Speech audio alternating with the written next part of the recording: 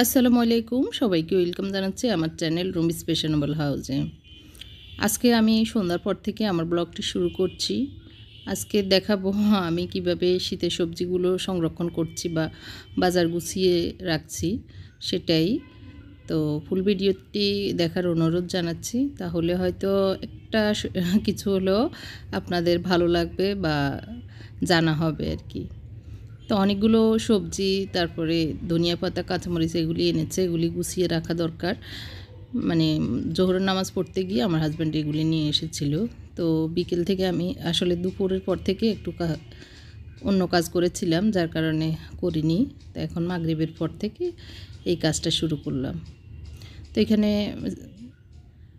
লেবু এনেছে, শসা, টমেটো, তারপর 2 রকমের মরিচ, সিমের বিচি, ব্রোকলি, পুদিনা পাতা, লেটুস পাতা আর হচ্ছে ধনিয়া পাতা। তো এগুলো একটু গুছিয়ে রাখবো। কাঁচামরিচগুলো প্রথমে বটা ভেঙে নিচ্ছি, লাল মরিচগুলোরও বটা ভেঙে নিব। কাঁচামরিচ, তারপর ধনিয়া পাতা এগুলি যেদিন আনে সেদিনই ঠিকঠাক করে রাখলে সুবিধা হয়। তো কাঁচামরিচগুলো আসলে যিনি বাজার করেছেন উনি ভালো বুঝেন নাই, অনেক নষ্ট পড়েছে। যদি আজকে ঠিকঠাক করে না রাখতাম তাহলে হয়তো অল্প সময় এগুলো নষ্ট হয়ে যেত আর কি। তো লেটুস পাতা আসলে কে কীভাবে সংরক্ষণ করেন জানি না, আপনারা কীভাবে সংরক্ষণ করেন আমাকে জানাবেন, আমারও জানা দরকার।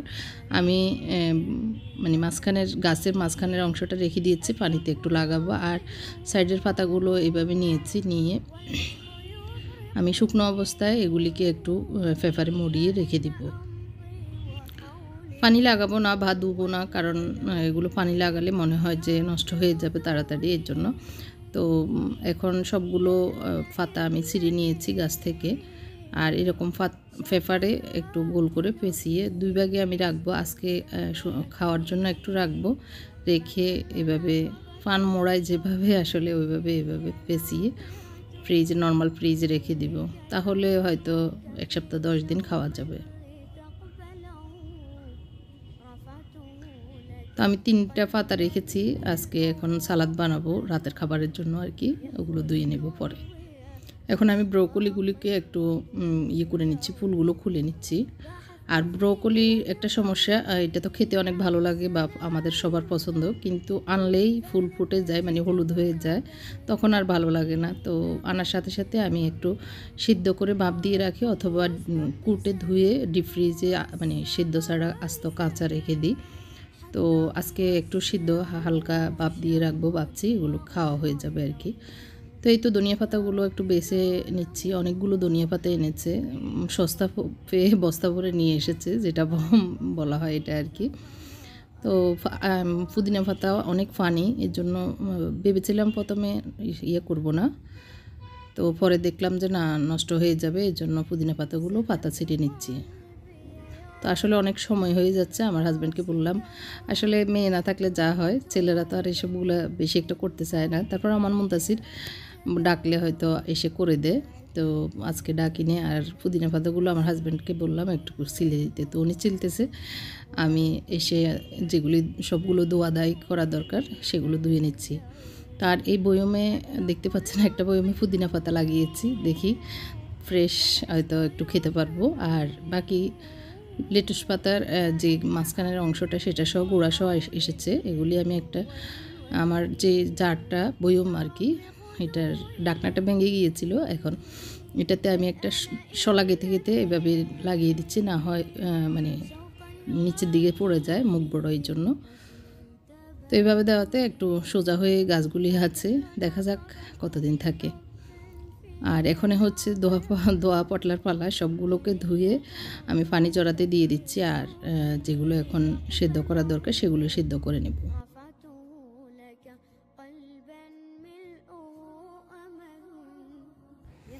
এই কাজগুলি একা হাতে করতে গেলে অনেক সময় লাগে, আসলে একজন সাথে থাকলে তখন তাড়াতাড়ি হয়ে যায়। তো কিছুই করার নেই, নিজে নিজেই করতে হয়। আর সন্ধ্যার পরে করলে মনে হয় কাজটা সুন্দরভাবে স্মুথলি ঠান্ডা মাথায় করা যায়। সকালবেলা হলে রান্নাবান্না সহ সব অন্য কাজ করতে গিয়ে একদম হিমশিম খেয়ে যাই, মানে বাজারের কাজগুলি আর কি।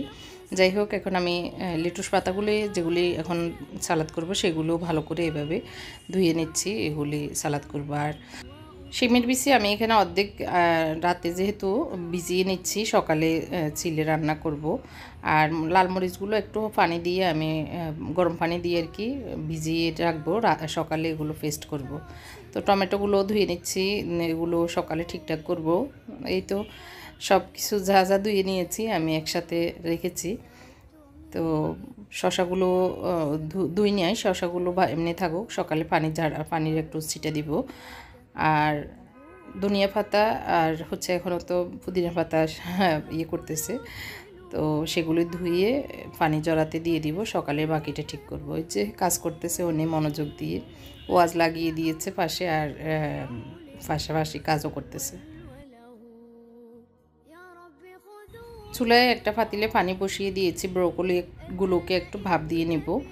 আর এই তো ওনার পুদিনা পাতাও পরিষ্কার করা হয়েছে, আমি এখন টেবিলটা একটু গুছিয়ে মুছে নিব আর কি, কারণ রাতের খাবার খেতে হবে। প্রায় 10:30 পৌনে 11টা বেজে গেছে, সবার খিদে লেগেছে বললো। তো একটু রাতের খাবারটা রেডি করব, কি করছি সেটাও আপনাদের সাথে শেয়ার করব। তো টেবিলটা আগে পরিষ্কার করে মুছে নিই। আর অনেকগুলো ময়লা হয়েছে পেপার বিছিয়ে নেওয়াতে সুবিধা, টেবিলে আর নোংরা হয় না আর কি বেশি একটা। না হয় এগুলোর মাটিগুলো একদম প্লাস্টিকে লেগে যায়, তখন মুছতে অনেক সমস্যা হয়ে যায়। তো আমি পানিটা ফুটে উঠেছে, আমি ব্রোকলিগুলি দিয়ে দিয়েছি। আর পানিতে আমি 1 চামচ লবণ দিয়েছি, কারণ হচ্ছে অনেক সময় হয়তো দেখা যাবে এগুলি দিয়ে সালাদ বানাবো, তখন লবণ ভিতরে না ঢুকলে ভালো লাগবে না আর কি, ঢুকে না থাকলে। তো এর জন্য একটু লবণ দিয়ে নিয়েছি। আর এরকম সুন্দর সবুজ কালার চলে আসলে, আর বেশি সিদ্ধ করব না, এরকম জাস্ট গাঁথলে মানে কিছু একটা ঢুকে যাবে, এরকম হলেই আমি নামিয়ে নিব। তো আমার হয়ে গেছে, 5 মিনিটের মতো একটু জাস্ট ভাপ দিয়ে নিয়েছি আর কি। এখন মরিচগুলো একটু গরম পানিতে ভিজিয়ে রাখবো, এই জন্য একটু গরম পানি করে নিচ্ছি, সকালে এগুলো পেস্ট করব। পুদিনা পাতাগুলো ধুয়ে পানি জড়াতে দিয়ে দিয়েছি, এগুলি সকালে রাখবো। এখন আমাদের খাবারের আয়োজন শুরু করেছি, কারণ বাচ্চারাও বলতেছে খিদে লেগেছে, আর সাহেবও বললো যে খিদে লেগেছে, খাবার রেডি করতে। আমি এখানে লেটুস পাতা নিয়েছি, টমেটো, কাঁচামরিচ, পেঁয়াজ, ধনিয়া পাতা নিয়েছি, একটু সালাদ করব।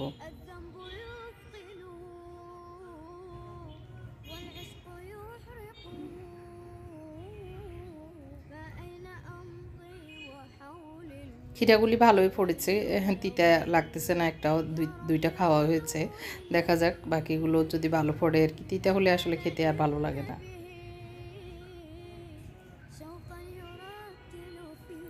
তো এখন আমি আজকে দেখাবো, মানে দেখাবো বলতে আজকে আমি করতেছি ভাত দিয়ে একটু ফ্রাইড রাইস। কারণ হচ্ছে আমি কত ব্লগে দেখেছেন ইয়ে দিয়ে পালং শাক দিয়ে মুরগির গোশত রান্না করেছি, তো সেটা দিয়ে ভাত দিয়েও খেতে পারা যায়, ভালোই লাগে। কিন্তু ছেলেদের জন্য ভাবলাম যে আজকে ভাত দিয়ে দেখি ফ্রাইড রাইস করলে কেমন হয়। মানে এমনি তো নাজিশাল চাউলের যে ভাতগুলি সেগুলি তো ছোটো ছোটো পোলাওর মতো হয়, সেগুলি দিয়ে আমি করে দেখেছি, অনেক টেস্ট হয়, মানে একদমই বোঝা যায় না মানে পোলাও চাউল না নাজিশাল চাউল। তো আজকে করব এগুলো মিনিকেট প্রাণ গ্রুপের, মানে 1 প্যাকেট আনা হয়েছে 5 কেজির। তো এগুলি কিন্তু একটু মোটা মোটা চাউল, তো এগুলি দিয়ে কেমন হয় টেস্ট করে দেখা আর কি। তো এই জন্য ভাবলাম যে একটু আজকে ফ্রাইড রাইস করি ভাত দিয়ে আর কি। তো সেটা আপনাদের সাথে শেয়ার করছি, আসলে আপনারা করেন কি না এই ধরনের খাবার, তো আপনাদের সাথে শেয়ার করব ভেবেছি আর কি। আমি যেহেতু করতেছি আপনাদের সাথে শেয়ার করছি, এটাই কথা।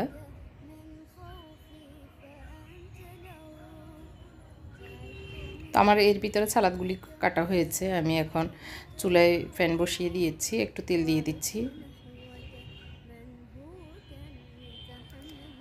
তেলটা গরম হয়ে গেছে, আসলে রসুন সব কিছু আনতে গিয়ে ফ্রিজ থেকে। তো প্রথমে একটু রসুন ভেজে নিয়েছি, আর এই চিকেনগুলো গত 2 দিন আগেই ম্যারিনেট করে ফ্রিজে রেখেছি।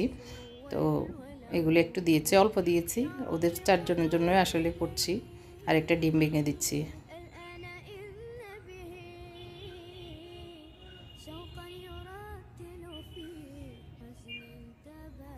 চিকেনে আমি আদা, রসুন, লবণ, মরিচ দিয়ে মেখে রেখেছিলাম।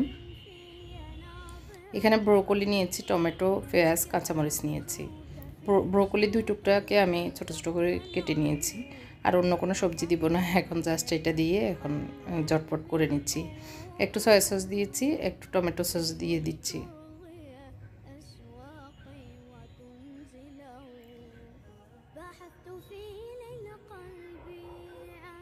তো একটু লবণ দিয়ে দিচ্ছি, কারণ ভাতে যেহেতু লবণ নাই।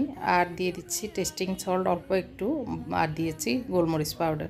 টেস্টিং সল্টটা আসলে দিয়েছি যেহেতু ভাত একদিকে, অন্যদিকে হচ্ছে অন্য কোনো আর মশলা ইউজ করছি না, এই জন্যই একটুখানি দিয়েছি। এটা আসলে স্কিপ করা যায়, না দিলেও চলে। আর দিয়ে দিচ্ছি একটুখানি চিনি, একটু ঘি দিয়ে তো একটু মিডিয়াম আগুনে ভালো করে ভেজে নিচ্ছি। তা আমি আসলে লবণ চেক করে নিয়েছি, অনেক টেস্ট হয়েছে, তবে একটু লবণ কম হয়েছে, একটু লবণ দিতে হবে মনে হচ্ছে। তার বেশি একটা ভাজবো না, আগুন যেহেতু মিডিয়াম, মোটামুটি ভাজা হয়ে গিয়েছে। আমি ধনিয়া পাতা দিয়ে আবারও একটু নেড়ে চেড়ে দিচ্ছি।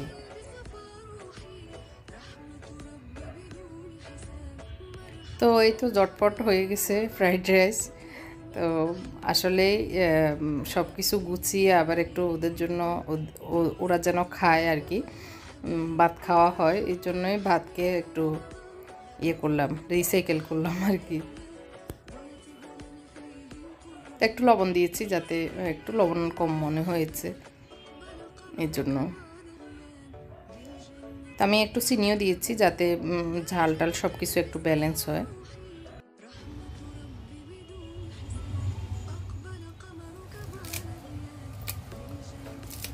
পুদিনা পাতা যেহেতু আছে, আমি একটু পুদিনা পাতা দিয়ে দিয়েছি। আর দিয়ে দিব এখানে একটু অলিভ অয়েল, আর দিব লবণ। কাঁচামরিচ তো দিয়েছি, এই জন্য আর গোলমরিচ পাউডার দিব না।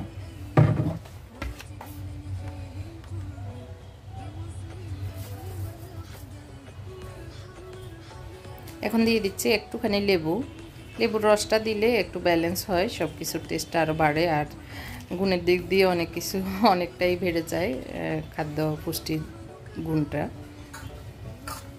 এই সালাডটা একদম ফ্রেশ, হ্যাঁ সবাই খুব পছন্দ করে, আমার ছেলেরাও ভালো মানে এই সালাডটা পছন্দ করে। তো যেহেতু ফ্রাইড রাইস করেছি, ওটার সাথে যাবে। আর আমার হাজব্যান্ড তো খালি খালি খেয়ে নেবে আমি জানি। তো চামচ দিয়ে আসলে মাখলে ভালোভাবে মিশবে না, এই জন্য ভালো করে হাত দিয়েই মিশিয়ে নিচ্ছি।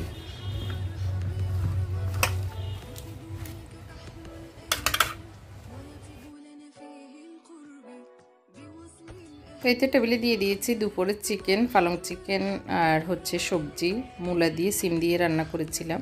তো আমি ভাত খাবো, এই মূলা দিয়ে সিম দিয়ে খেতে অনেক ভালো লাগে, এই জন্য আমি অল্প একটু ভাত নিব। এই তো সবাই তো ওই যে উনি খুব পছন্দ করতেছে, সালাদ অনেক মজা হয়েছে বলতেছে, নিজে নিজে বলে যে অর্ধেক তো খেয়ে ফেললাম খালি খালি। তো যাই হোক, ওরা তো ফ্রাইড রাইস দেখেই অনেক আনন্দ নিয়ে খেতে বসে গেছে সবাই। এগুলো হচ্ছে নর্মাল ফ্রিজে রাখবো, এগুলো ডিপ ফ্রিজে রাখবো। আর এগুলো পানি শুকাক, সকালে এগুলিকে করব, পেস্ট করব। এগুলি একটু পানি শুকাক, তারপর এগুলিকে ঠিক করব। আর এখানে ব্রোকলিগুলোকেও নর্মাল ফ্রিজে রেখে দিই।